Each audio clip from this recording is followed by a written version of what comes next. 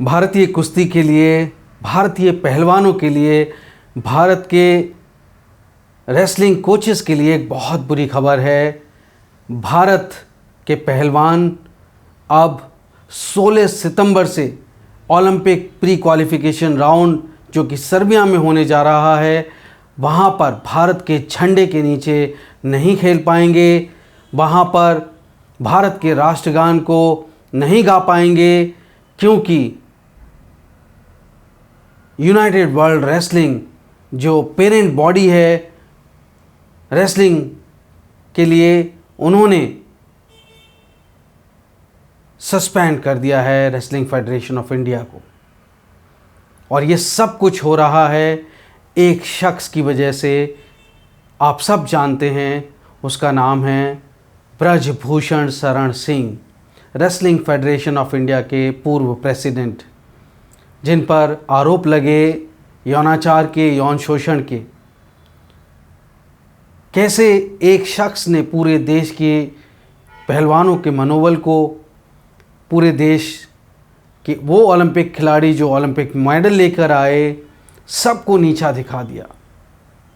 दो एफआईआर हुई और उसको बचाने की कोशिश इतनी ज़्यादा थी कि पॉक्सो एक्ट में जो एफआईआर हुई, उस नाबालिग पहलवान ने तो अपने आरोप ही वापस ले लिए। उसके पिता ने इतने तंज आ गए, और जो दूसरी एफआईआर है उसमें दिल्ली पुलिस ने चार्जशीट फाइल की और बहुत ही संगीन अपराध बताया। प्रोसिक्यूशन के लिए अभी मामला न्यायालय में है, लेकिन एक शख्स की वजह से स्पोर्ट्स मिनिस्ट्री ने रेसलिंग फेडरेशन ऑफ इंडिया के इलेक्शंस को भंग कर दिया, नल एंड वॉइड डिक्लेयर कर दिया, और उसकी वजह से आज भारत के झंडे के नीचे नहीं खेल पाएगा, भारत का राष्ट्रगान नहीं हो पाएगा। इससे पहले मैं आगे बढ़ूं कि कैसे ये सब कुछ हो रहा है, साक्षी मलिक, बजरंग पूनिया और विनेश फोगट, वो महिला पहलवान और वो पहलवान जिन्होंने जंतर मंतर पर ब्रजभूषण शरण सिंह के यौन शोषण के खिलाफ आवाज़ उठाई, कोर्ट में गए, पुलिस में गए, जंतर मंतर पर लाठियां खाईं। उनकी क्या कहना है इस डेवलपमेंट के बारे में, सबसे पहले मैं आपको वो सुना देता हूं। और ख़ास करके सबसे पहले जो साक्षी मलिक और बजरंग पूनिया का बयान आया है, वो कह रहे हैं भारतीय कुश्ती के लिए आज काला दिन है। ब्रजभूषण और उसके गुर्गों के कारण देश के पहलवान तिरंगे के साथ नहीं खेल पाएंगे। तिरंगा देश की शान है और हर खिलाड़ी का सपना होता है कि वे जीतने के बाद तिरंगे को मैदान में लेकर दौड़े। ये ब्रजभूषण और उसके आदमी देश का कितना नुकसान करेंगे। ये साक्षी मलिक और बजरंग पूनिया का सेम टेक्स्ट वाला ट्वीट है, उनकी प्रतिक्रिया है। ब्रजभूषण की वजह से, विनेश फोगट कह रही हैं, ब्रजभूषण की वजह से भारतीय कुश्ती को जितना नुकसान उठाना पड़ा है, अगर उसका सही से आकलन कर लिया जाए तो इसका कच्चा चिट्ठा सामने आ जाएगा। एक माफिया की वजह से तिरंगे का अपमान हुआ है। यही नहीं, बहुत सारे कोचेज़, अलग अलग लोग कुश्ती से जुड़े हुए अपनी प्रतिक्रिया दे रहे हैं और देश को एक बहुत बड़ा नुकसान बता रहे हैं। एक वेबसाइट पर पूर्व द्रोणाचार्य अवॉर्डी, उनका बयान आया है। वो कहते हैं, it is a matter of great shame, a very sad incident for our country. It is very unfortunate because the country's wrestling is making a name for us all over the world, and such incident bring it down. This is sheer fault of the sports ministry, and they should not have stopped the elections. Due to the mistakes of the sports ministry and the government of India, the elections were not held. It is a matter of great shame that the wrestlers of our country will participate in the championship without the tricolor. बिना तिरंगे के खिलाड़ी खेलेंगे। ये कहानी एक शख्स की वजह से हुई। जनवरी में स्पोर्ट्स मिनिस्ट्री ने इलेक्शंस को नल एंड वॉइड कर दिया। एक शख्स को बचाने की सरकार लगातार कोशिश कर रही थी। दिल्ली पुलिस पर दबाव था, बावजूद उसके मीडिया ने एक वर्ग मीडिया का जो सच्चाई जानना चाहता है, जो सच के साथ खड़ा है, जो हमारे देश की बेटियों जिन्होंने देश का मान सम्मान बढ़ाया है, ओलंपिक मेडल लेके आई हैं, जो अपने खुद के यौन शोषण के खिलाफ आवाज़ उठा रही थी, प्रोटेस्ट कर रही थी, सरकार से गुहार लगा रही थी, न्यायालय से गुहार लगा रही थी, पर उस सब के बावजूद एक शख्स को बचाया जा रहा था, वो आरोपी जो दिल्ली में सरेआम बैठकर एक दो नहीं जाने कितने साल तक यौन शोषण करता रहा, जैसे एफआईआर में, चार्जशीट में आरोप है। बहरहाल जो यूनाइटेड वर्ल्ड रेसलिंग जो बॉडी है, जो कि स्विट्ज़रलैंड बेस्ड है, उन्होंने क्या स्टेटमेंट जारी किया है 23 अगस्त का, वो स्टेटमेंट मैं आपको पढ़ाता हूँ बहुत जल्दी से। United world wrestling placed the Wrestling Federation of India under provisional suspension with immediate effect after the Indian body failed to hold an election in due course. The UWW disciplinary chamber decided on Wednesday that it had sufficient grounds to impose the provisional suspension on the body as the situation in the federation has prevailed for at least 6 months. 6 महीने से The chamber noted that the absence of a regularly elected president and a board does not comply with the UWW regulations and the conditions for membership. ये ज़रूरी है, 6 महीने से कुछ elections नहीं हुए. The chamber also considered the protection of athletes after the allegations against the former president of the WFI and the necessity to restore the functioning of the federation as another ground to impose the provisional suspension. मतलब WFI president के खिलाफ कार्रवाई नहीं हुई, ये भी एक वजह है जो प्रोविजनल सस्पेंशन किया है UWW ने.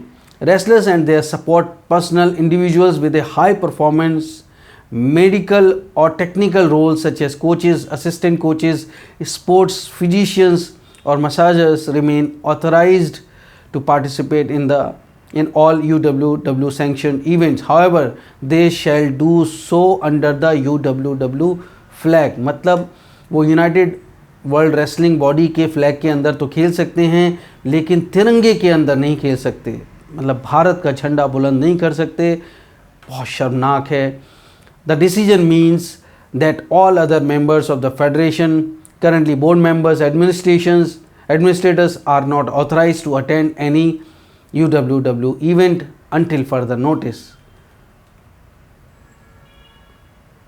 ये तो उनके रूल्स हैं जो सबको मालूम थे और उनको रूल को फॉलो नहीं किया गया, इसलिए सस्पेंशन हुआ.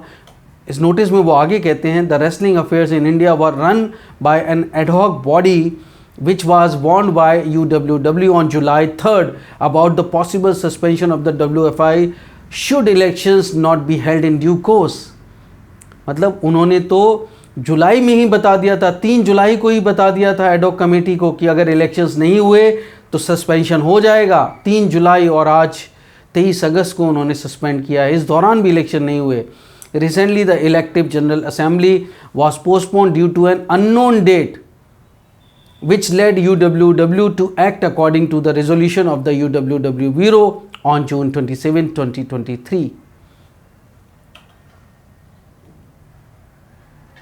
अब देखिए, एक शख्स की वजह से पूरे देश का सम्मान चला गया. भारत के खिलाड़ी, कुश्ती भारत का इतना बड़ा गेम है, भारत की खिलाड़ी देश के लिए ओलंपिक मेडल लेके आई, वो महिला पहलवान. और एक ब्रजभूषण शरण सिंह जब WFI से हट गया तो साक्षी मलिक कहती हैं ट्वीट करके कि देखिए, भारत की अंडर 20 महिला कुश्ती टीम रिकॉर्ड तोड़ प्रदर्शन कर पहली बार दुनिया में पहले नंबर पर आई है. ऐसा तब हुआ है जब फेडरेशन ब्रजभूषण के चंगुल से मुक्त है. महिला पहलवान राहत महसूस कर रही हैं. हमसे जो सरकार ने वादा किया था, अगर वह पूरा होता है, देश की महिला कुश्ती की भलाई के लिए ब्रजभूषण और उसके गुर्गों से मुक्त फेडरेशन रखें, यकीन मानिए सारी महिला पहलवान ऐसे ही बढ़िया प्रदर्शन करेंगी.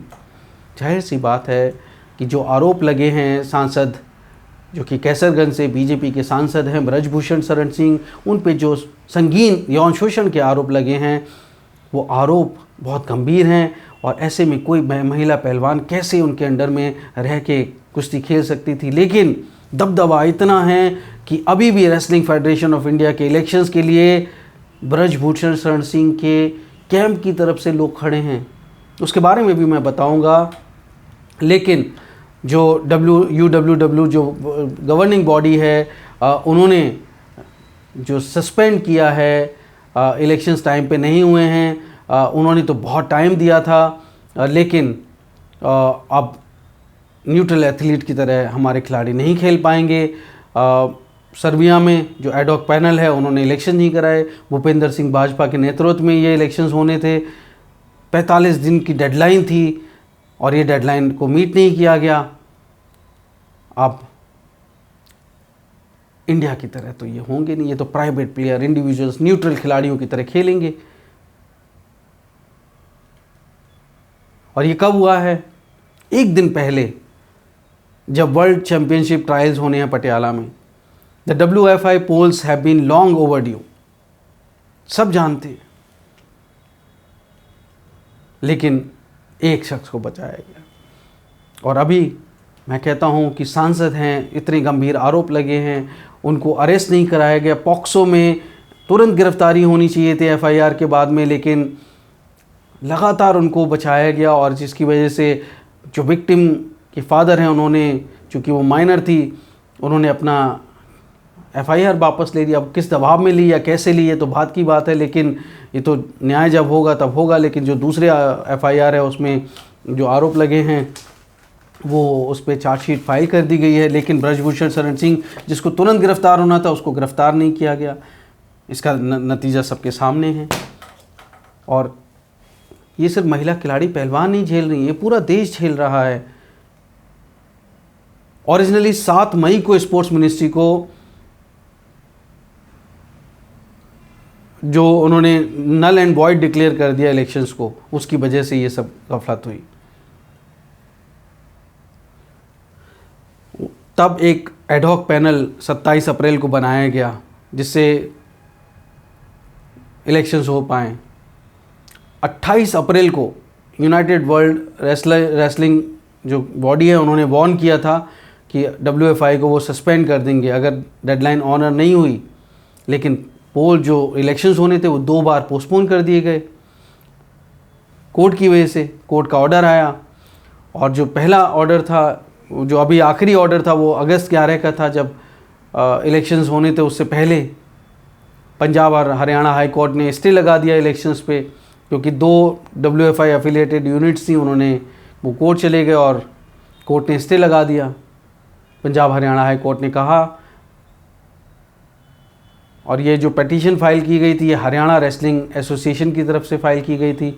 हरियाणा रेसलिंग एसोसिएशन ने जो है वो चैलेंज किया था कि वो सेपरेट बॉडी बनाना चाहते हैं, हरियाणा अमेच्योर रेसलिंग एसोसिएशन, जो वोट डाल सके WFI पोल में। तो ये अपना हक तो हर कोई मांगेगा, इलेक्शंस फेयर हों, क्योंकि इलेक्शन में वही लोग खड़े हो रहे थे जो ब्रजभूषण शरण सिंह के बहुत करीबी माने जा रहे थे। तो ऐसे में न्याय कहाँ होता? फिर से महिलाओं के साथ में अन्याय हो जाता। तो जो लोग कोर्ट गए वो इसी आस में गए, लेकिन कोर्ट भी अपना टाइम लेते हैं, तो कोर्ट को तो ब्लेम किया नहीं जा सकता। कौन लड़ रहे थे? ब्रजभूषण शरण सिंह के बहुत करीबी संजय सिंह, कॉन्फिडेंट संजय सिंह, और फॉर्मर कॉमनवेल्थ गेम्स की जो गोल्ड मेडलिस्ट हैं वो अनीता श्योरान लड़ रही थी। दर्शन लाल जो हैं वो चंडीगढ़ रेसलिंग बॉडी से जो है वो जनरल सेक्रेटरी के लिए उनका नाम नॉमिनेशन था। SP देसवाल उत्तराखंड से ट्रेजरर जो खजांची हैं उनके लिए नाम था। ये सब ब्रजभूषण शरण सिंह के कैंप के हैं। महाराष्ट्र और त्रिपुरा के तो रिप्रेजेंटेटिव ही नहीं थे, उनको इनएलिजिबल कर दिया गया। और त्रिपुरा जो है 2016 से डिसएफिलिएटेड है। सबसे पहले जनवरी में इलेक्शंस जो WFI के होने थे उनको सस्पेंड किया, और फिर मई में सस्पेंड किया जब प्रोटेस्ट किया हमारी महिला पहलवानों ने ब्रजभूषण शरण सिंह के खिलाफ।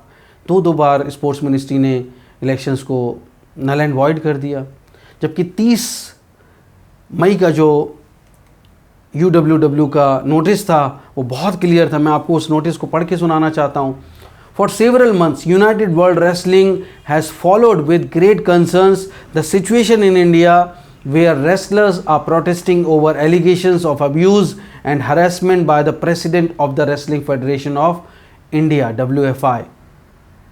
It has taken due note that the WFI President has been put aside at an early stage and is currently not in charge. The events of these last days are even more worrying that the wrestlers were arrested and temporarily detained by the police for initiating a march of protest. The site where they have been protesting for more than a month has also been cleared out by the authorities. UWW firmly condemns the treatment and detention of the wrestlers. It expresses its disappointment over the lack of results of the investigation so far. UWW ने इतना कड़े शब्दों का इस्तेमाल किया कि कैसे महिला पहलवानों के खिलाफ अन्याय हो रहा है, अत्याचार हो रहा है और इन्वेस्टिगेशन तक ढंग से नहीं करी जा रही हैं उस समय तक। UWW urges the relevant authorities to conduct a thorough and impartial investigation into the allegations. ये उन्होंने कहा कि बिल्कुल thorough और impartial investigation होना चाहिए। As it has already done since the beginning of this situation, UWW will hold a meeting with the wrestlers to inquire about their conditions and safety and reconfirm our support for a fair and just resolution of their concerns. Finally, UWW will request further information about the next elective General Assembly from the IOA and the ad hoc committee of the WFI. The 45-day deadline that was initially set to hold this elective assembly shall be respected. Failing to do so may lead UWW to suspend the federation, thereby forcing the athletes to compete under a neutral flag.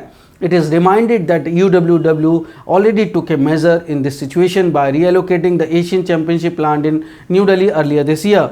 The UWW communicated to the ad hoc panel to Wednesday night that WFI has been suspended for not holding elections to its executive committee.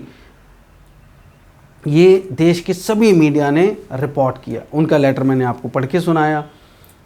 Ad hoc जो PTI ने coat किया है, ad hoc panel के member हैं ज्ञान सिंह जी, वो कहते हैं कि उनको तो बिल्कुल अंधेरे में रखा भूपिंदर सिंह बाजवा ने, वो कि क्या चल रहा है उनको तो पता ही नहीं है, वो इस डिसीजन मेकिंग का हिस्सा ही नहीं है।